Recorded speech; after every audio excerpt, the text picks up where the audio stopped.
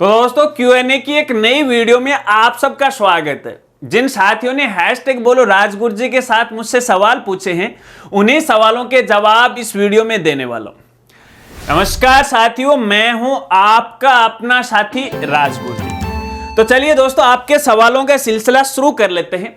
और आज के हमारे पहले साथी हैं जिनका नाम है यूजर इतना इतना, और इनका सवाल यह है, सर्वोदय का रिजल्ट कब तक आएगा गुरुजी? तो भैया थोड़ा सा और वेट कर लीजिएगा, क्योंकि फिलहाल यहाँ पे जो बोर्ड है वो बोर्ड परीक्षाओं के काम में थोड़ा सा बिजी है। जैसे वो काम कंप्लीट हो जाएगा, कंप्लीट होते ही आपका रिजल्ट है वो जारी कर दिया जाएगा। और रिजल्ट जारी होने के बाद जो भी नया अपडेट होगा, अपडेट की जानकारी मैं आपको सोशल मीडिया के सारे दूंगा। ट्विटर है, इंस्टाग्राम है, फेसबुक पेज है, तो आप उनके साथ वो जुड़े रहेगा। चलिए अगले साथी का सवाल लेते हैं, और नाम है इनका राम डॉट इतना इतना। भैया सभी साथियों को मैं कहना चाहूंगा, देखिए सभी साथी अपने जो गूगल का नाम है या गूगल अकाउंट का नाम है उसे चेंज कर लीजिएगा, और एक यूनिक सा नाम है वो रख लीजिएगा, क्योंकि यहाँ पे ऑटोमेटिक आपका नाम आ रखा है। तो ऐसे में मैं भी बताने में असमर्थ हूं, थोड़ा अटपटा भी लगता है। खैर कोई बात नहीं, ये काम तो आप कर लोगे। अब साथी का सवाल लेते हैं, और इनका सवाल यह है, सर हीरालाल जाट की एक्सेल शीट से ग्रीन शीट कैसे बनाएं? मेरी क्लास 1 में 22 स्टूडेंट है और उसमें कॉलम बहुत है और प्रिंट करने पर बहुत आते हैं, इससे कैसे हटाएं?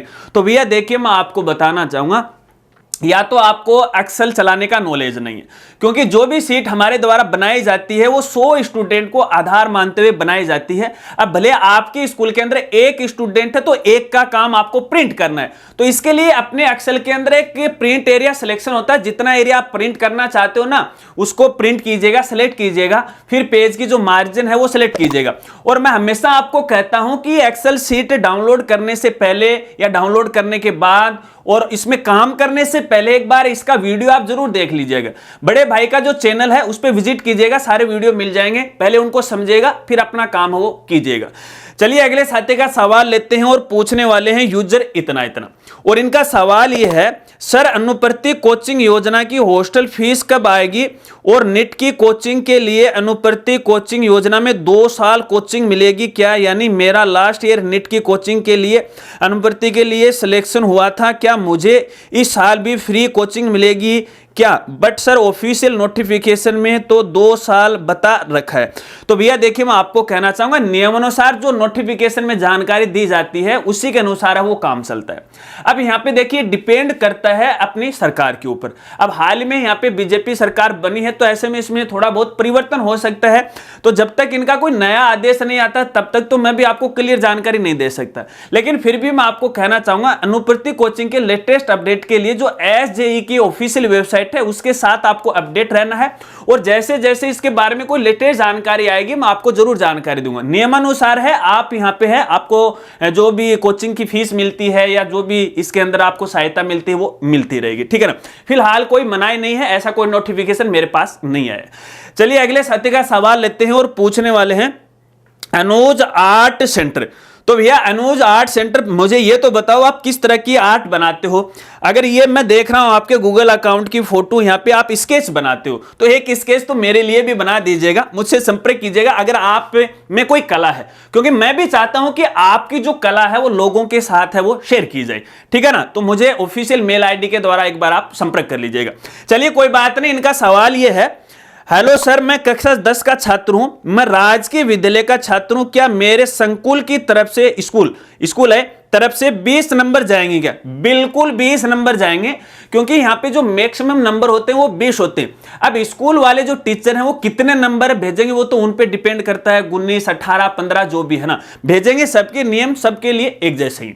चलिए अगले साथी का सवाल लेते हैं, और पूछने वाले हैं CM तिवारी, और इनका सवाल यह है, सर सेशन 2023-24 की रिजल्ट शीट अपलोड कीजिए, रिजल्ट बनाया जाए, जिसमें आप सिग्नेचर भी ऑटोमेटिकली अपलोड और फोटो भी अपलोड का कनेक्ट कीजिए, मार्कशीट अच्छे से दिखेगी।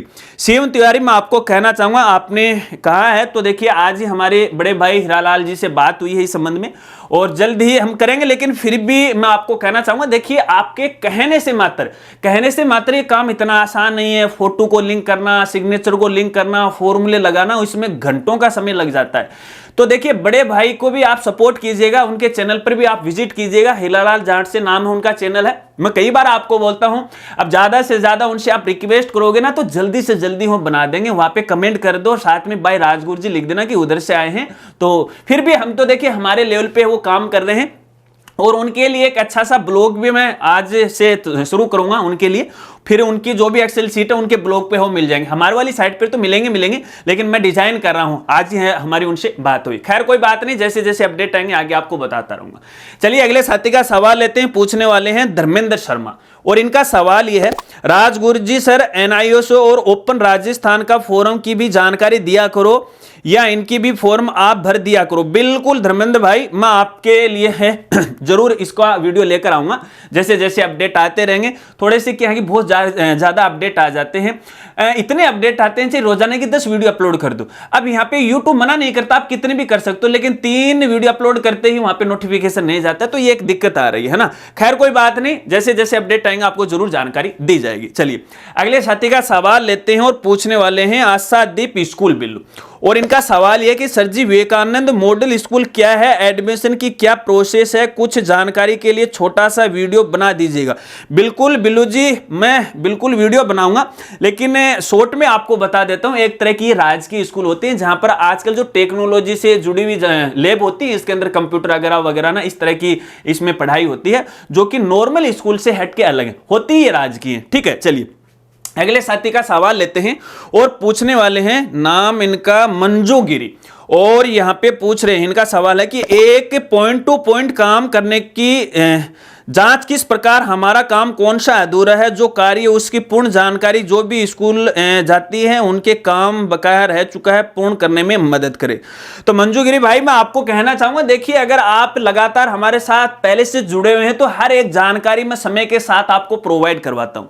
तो जो जो आपके दिमाग में सवाल खड़े हो रखे हैं ना, उन सवाल को आप YouTube पे लिखिएगा और लास्ट में बाय राजगुरु जी आप लिख दीजिएगा। हमारे पुराने वीडियो आपके सामने आ जाएंगे, उनको देख के है आप अपना काम है आसानी से कर सकते हैं। फिर भी जैसे जैसे ये अपडेट आ रहे हैं वैसे वैसे हर अपडेट की जानकारी मैं आपको दे रहा हूं, और काम करने का तरीका भी है आगे आपको बताऊंगा। ठीक है, आपका जो सुझाव है मेरे सर माथे। चलिए अगले साथी का सवाल लेते हैं, और पूछने वाले हैं साफी मोहम्मद खान, और इनका सवाल यह है, मेरा सवाल PSP पोर्टल पर उपलब्ध स्कूल मर्ज ऑप्शन से है। इस मर्ज ऑप्शन का प्रयोग स्कूल का नाम परिवर्तन पर नया PSP कोड लेने की स्थिति में, क्योंकि नाम परिवर्तन का ऑप्शन DO ऑफिस वालों के पास नहीं है, करने की स्थिति में क्या किया जा सकता है, केवल प्राइमरी माध्यमिक में क्रमोन्नत के समय ही किया जाना है। तो भैया मोहम्मद साहब, मैं आपको यहां पे कहना चाहूंगा, जो आप दिमाग लगा रहे हो ना वो गलत लगा रहे हो। देखिए जो मर्ज का ऑप्शन आया वो इसलिए नहीं आया कि आपकी स्कूल का नाम पोर्टल पे गलत हो गया तो आप एक नया PSP पोर्टल जनरेट कर लो, वहां पे आपकी आवश्यकता के अनुसार नया नाम है वो लिख दो, फिर दोनों पोर्टल को मर्ज कर दो। नहीं, इसका मतलब ये नहीं। इसका मतलब ये है कि देखिए पहले कुछ गलतियां हुई हैं स्कूल वालों से, कुछ यहां पे विभाग की भी गलतियां हैं, जिसमें 2 पोर्टल पहले से बने हुए, आधे जो स्टूडेंट हैं दूसरे पोर्टल पे हैं, आधे स्टूडेंट हैं दूसरे पोर्टल पे। एक पोर्टल पे RT का काम हो रहा है और दूसरे पोर्टल पे नॉर्मल स्टूडेंट का वो काम हो रहा है। तो इस प्रकार की समस्या नहीं हो, इसलिए मर्ज का ऑप्शन दिया गया। अगर वाकई में आपकी स्कूल का नाम गलत है तो आपने यहां पे देखिए अपनी जो स्कूल के अंदर मान्यता जो मॉड्यूल आया है उसके अंदर वो मान्यता मॉड्यूल की प्रोफाइल आपने भरी होगी, तो प्रोफाइल के समय है आपने ये डिटेल भरनी चाहिए थे आपको, क्योंकि अपन गलती कर देते हैं जब भी अपने स्कूल को क्रमोन्नत करते हैं तो उसमें सीनियर सेकेंडरी वगैरह वगैरह इस प्रकार की ये प्रोसेस होती है।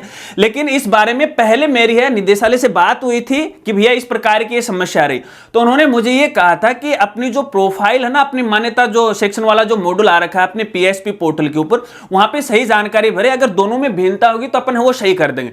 फिर भी आपके स्कूल का नाम गलत है तो DO के हाथ में नहीं है, संबंधित निदेशालय के हाथ में, तो निदेशालय को आप मेल कीजिएगा या व्यक्तिगत वहां पे जाके संपर्क कीजिएगा, आपकी समस्या का समाधान हो जाएगा। मात्र नया पोर्टल जनरेट करने से ये कोई समाधान नहीं है। चलिए अगले साथी का सवाल लेते हैं, और पूछने वाले हैं यहाँ पे असील अर्कस मेघवाल सर, पता नहीं कोड बड़ा नाम है ये रख लेते हैं यार, इतना बड़ा नाम मत रखा करो, है ना। चलिए इनका सवाल ये है, सर मैं Rajasthan paramedical council radiation technology का स्टूडेंट हूं, 2021-22 में एडमिशन लिया था, मेरी फर्स्ट ईयर की छात्रवृत्ति नहीं आई, फोरम में ऑब्जेक्शन बता रहा है कि 12th मार्कशीट अपलोड करो, और जैसे ही फाइल में अपलोड करने के लिए जाते हैं तो फाइल का काम नहीं करती है, सर प्लीज रिप्लाई, मेरी समस्या का समाधान कीजिएगा। तो भैया देखिए मैं आपको बताना चाहूंगा आप कहां पर ये डॉक्यूमेंट अपलोड कर रहे हो, क्या एरर आ रखा है, उसका एक स्क्रीनशॉट है मुझे इंस्टाग्राम पे आप भेजिएगा, या फिर जो भी आपकी आईडी है मेरे साथ वो जरूर शेयर कीजिएगा। अब जो भी समस्या है तो एक बार मैं पहले उसे समझूंगा, समझने के बाद ही मैं आपको कोई सही जानकारी दे पाऊंगा। फिर भी अगर इस प्रकार की प्रॉब्लम आ रही है तो आपको संबंधित डिपार्टमेंट से वो संपर्क करना चाहिए, उनके हेल्प नंबर भी हैं, उनकी हेल्प मेल भी है, उनको ये आपको बोलना चाहिए था और शायद समस्या का समाधान हो जाए। फिर भी देखते हैं, एक बार मेरे साथ आप अपनी जानकारी शेयर कीजिएगा, आपकी मदद करूंगा। चलिए अगले साथी का सवाल लेते हैं और पूछने वाले हैं राज सोनी, और इनका सवाल यह है, सर जी आरटी के एक बच्चे का आधार कार्ड नंबर सही चढ़कर सत्यापित कर दिया लेकिन वो हो नहीं रहा है, क्या करें सर जी। तो राज सोनी मैं आपको कहना चाहूंगा आरटी वालों का तो वेरिफिकेशन आप कहां से करो, क्योंकि यहाँ पे दो तरह के वेरिफिकेशन हो रखा है, एक तो अपने पोर्टल के ऊपर डायरेक्ट आधार वेरिफिकेशन का ऑप्शन आ रखा है, वहां से कर रहे हो कि या कहां से कर रहे हो। फिर भी मैं आपको बताना चाहूंगा अगर आप वेरीफाई कर रहे हो तो कई बार क्या होता है, जैसे अपन क्लेम बिल के समय इसको वेरीफाई करते तो नहीं होता, तो यहां पे आपको आधार वेरीफाई करने की कोई आवश्यकता नहीं, अगर पहले वो वेरीफाइड है आधार तो दोबारा करने की आपको आवश्यकता नहीं। अगर पहले से वेरीफाई नहीं है फिर ये समस्या आ रही तो कई बार ये सर्वर की प्रॉब्लम होती है, 24 घंटे का आपको वेट करना चाहिए वेरीफाई होने के बाद, उसके बाद वो पोर्टल पे अपडेट हो जाता है। और फिर भी ये समस्या आ रही है तो आपको संबंधित अपना जो पीएसपी हेल्पलाइन है उससे आपको संपर्क करना चाहिए, वाया मेल या वाया कॉल, ठीक है ना, आपकी समस्या का समाधान हो जाएगा।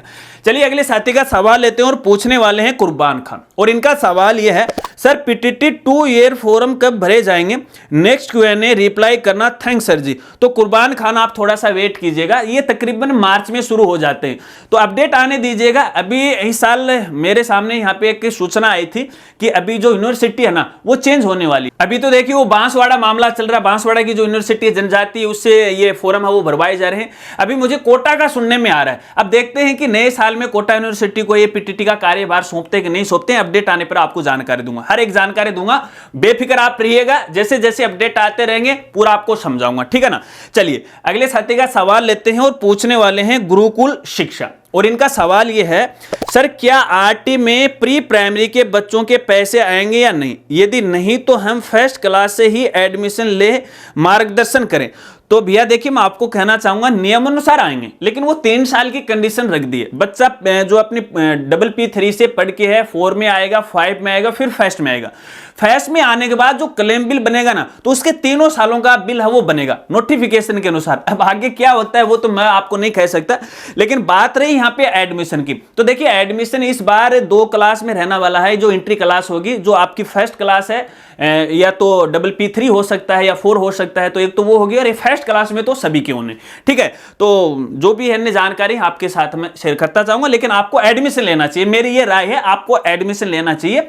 अब गवर्नमेंट तो देखिए कुछ नियम इन्होंने भी गलत बना दिए हैं, अब उसका भी तो मैं क्या कर सकता हूं, क्योंकि इसमें ना तो बच्चों का दोष है, ना अभिभावक का दोष है, ना आपका दोष है। तो अपने शिक्षा का स्तर बढ़ाने के लिए इस प्रकार की मगजमारी है ना आप मत किया करो, क्योंकि ये ठीक नहीं है मेरे हिसाब से। बाकी आपकी मर्जी है, जो आपको उचित लगे वो कीजिएगा, ठीक है। चलिए अगले साथी का सवाल लेते हैं और पूछने वाले हैं यूजर इतना, इनका सवाल यह है, सर कालीबाई स्कूटी योजना में कौन सी स्कूटी मिलेगी, इलेक्ट्रिक या कोई और कब तक है वो मिलेगी। तो देखिए मैं आपको बताना चाहूंगा अब तक के अनुसार है, यहाँ पे बाइक जो मिल रही थी स्कूटी वो पेट्रोल वाली मिल रही थी, और उसमें 1 लीटर पेट्रोल भी आपको साथ में वो दिया जाता था।